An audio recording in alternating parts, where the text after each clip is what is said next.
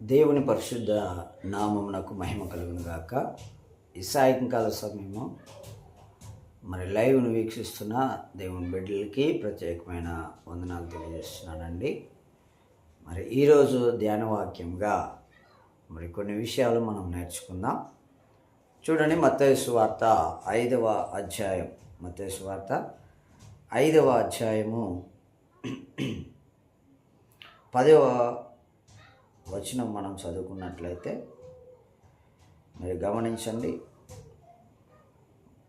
నా నిమిత్తము జనులు మిమ్మల్ని నిందించి హింసించి మీ మీద అబద్ధముగా చెడ్డ మాటలు పలికినప్పుడు మీరు ధన్యులు, సంతోషించి ఆనందించుడి, పరలోకమందు మీ ఫలము అధికమగును. ఇలాగున వారు పూర్వమందుండిన పితరులను హింసించిరి. ప్రియమైన దేవుని సంగమా, క్రైస్తవ బిడ్డలారా, మరి క్రైస్తవులుగా మనం ఉండినప్పుడు క్రైస్తవుల యొక్క జీవన విధానంలో క్రైస్తవులు ఎదుర్కోబోయే విషయాలని మన ప్రభువును రక్షకుడైన యేసుక్రీస్తు మరి మొదట్లోనే మనకి చెప్పాడు. నన్ను వెంబడించినప్పుడు నా నిమిత్తం జనులు మిమ్మల్ని నిందిస్తారు, హింసిస్తారు. మూడవదిగా మీ మీద చెడ్డ మాటలల్లా పలుకుతారు. అంటే యేసు ప్రభువును వెంబడించే వారికి ఎదురయ్యే 3 విషయాలు ఇక్కడ మనకు కనబడుతున్నాయి. ఒకటి, నిందిస్తారు, రెండవది హింసిస్తారు, మూడవది చెడ్డ మాటలు పలుకుతారు. మరి నిందించి హింసించి చెడ్డ మాటలు పలికినప్పుడు మరి ఒక క్రైస్తవుడిగా మనం చేయాల్సిన పని ఏంటంటే, దూషణకు ప్రతి దూషణ కానీ, మరి నిందకు ప్రతి నిందే కానీ, హింసకు ప్రతి హింస కానీ క్రైస్తవులుగా మనం చేయకూడదు. మీరు గమనించాలి, అదే వచనంలో కింది భాగంలో అంటారు, అలా మన మీదికి నిందలు, హింసలు, మరి అబద్ధపు చెడ్డ మాటలు మన మీద పలికినప్పుడు మనం గ్రహించుకోవాల్సిన విషయం, జ్ఞాపకం ఉంచుకోవాల్సిన విషయం ఏంటంటే, మనము సంతోషించాలి. మనం సంతోషించాలి. ఎందుకు సంతోషించాలంటే, మనము ధన్యులం అవుతున్నాం.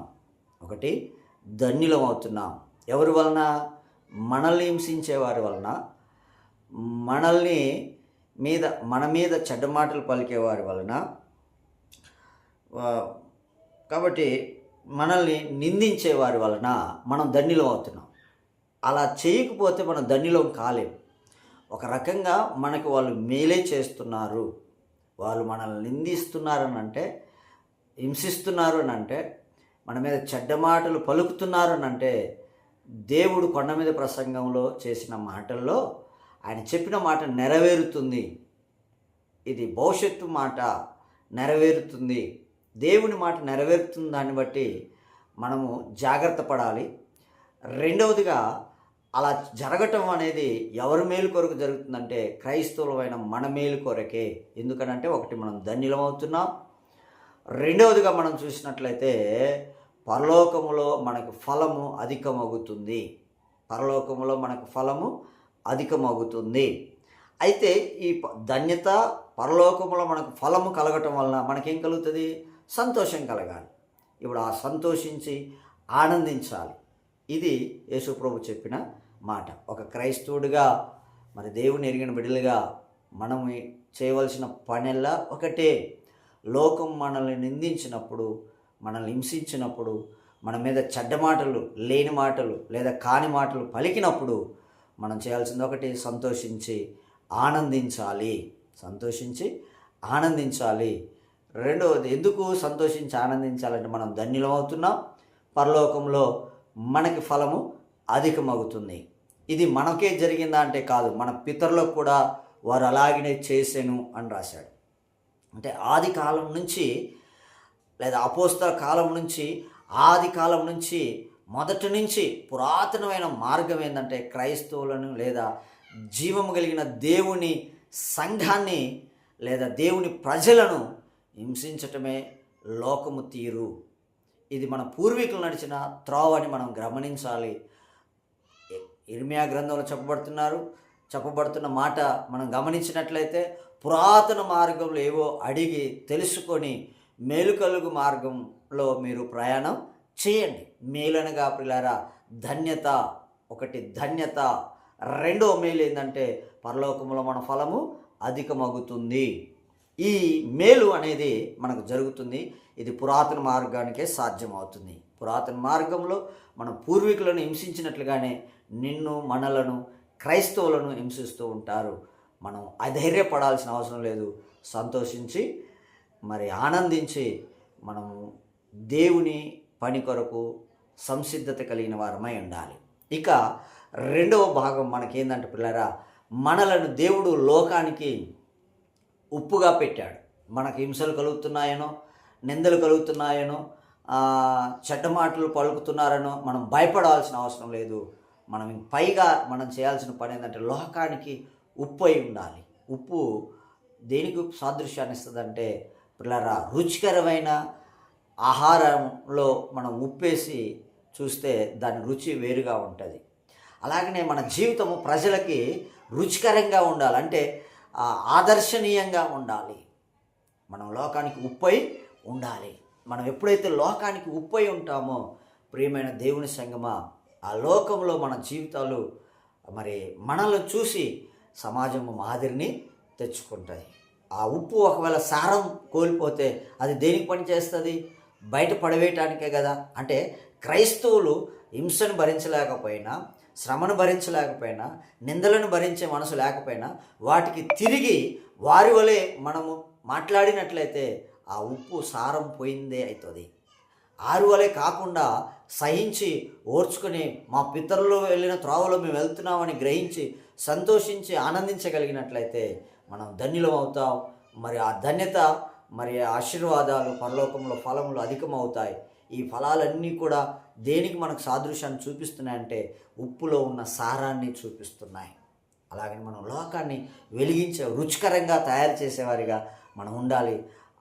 లోకం మనల్ని ప్రేమించేలాగా, మనల్ని చూసి వారి జీవితాలను సరిచేసుకునేలాగా మనము ఆత్మీయ జీవితంలో మరి వెనకడుగు వేయని వారిగా ముందుకు కొనసాగాలి. ఇక రెండవది మనం గమనిస్తే క్రైస్తవులుగా మనం చేయాల్సిన పని, ఆ వచనాలు కింది భాగాలు రెండవదిగా చూస్తే మీరు లోకానికి వెలుగై ఉన్నారని మీరు గ్రహించాలి. క్రైస్తవులైన మనం లోకానికి ఏమై ఉన్నామంటే వెలుగై ఉన్నాం. ఈ వెలుగు దేనికి ఉపయోగపడుతుంది అంటే పిల్లారా, ప్రజలకి దారి చూపించడానికి ఉపయోగపడుతుంది. వెలుగు యొక్క లక్షణం ఏంటంటే ప్రజలకి దారి చూపిస్తుంది. మరి ఉన్న వస్తువులని ఒక స్పష్టతనిస్తుంది, మార్గాన్ని నిర్దేశిస్తుంది. కాబట్టి ఒక క్రైస్తవులుగా మనము మార్గం చూపించేవారిగా ఉండాలి. వెలుగంటే పిల్లరా మార్గం చూపించడం, జీవం కలిగిన మార్గం, మేలు కలిగిన మార్గాన్ని ప్రజలకు మనం చూపించేవారిగా ఉండాలి. మరి వెలిగించబడ్డ నీవు, ఆ వెలుగు మన ప్రభువైన యేసుక్రీస్తు అని యోహాను సువార్త 1వ అధ్యాయంలో మనకి తేటతెల్లం చేయబడుతుంది. ఆ వెలుగు క్రీస్తే. ఆ క్రీస్తు నీలో ఉదయిస్తే పిల్లరా, ఆ క్రీస్తుని బట్టి ఆ వెలుగు ఏం చేస్తుందంటే అనేకులకు దారి చూపిస్తుంది. మరి క్రీస్తుని పొందిన నీవు క్రీస్తుని 10 మందికి చూపించాలి కదా, లోకానికి నువ్వు క్రీస్తుని చూపించాలి కదా.